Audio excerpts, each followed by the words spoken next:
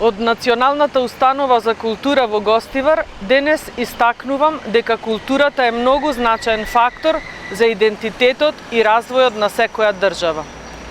ВМРО ДПМН во програмата Обнова има посветено доста труд и време токму за културата. Наши културни приоритети се културниот идентитет, културното наследство, културните работници, културните и креативните индустрии, меѓународната културна соработка и секако инфраструктурата во културата 2020-2030 година. Исто така, од акцизите за нафта и нафтени деривати кои што Социјалдемократскиот сојуз за време на 3-годишно владење ги покачи дури 2 пати, владата на ВМРО ДПМН ќе издвојува денар за спортот и денар за културата, што ќе значи многу за овие две гранки, преку што ќе дојдеме до обнова на Македонија.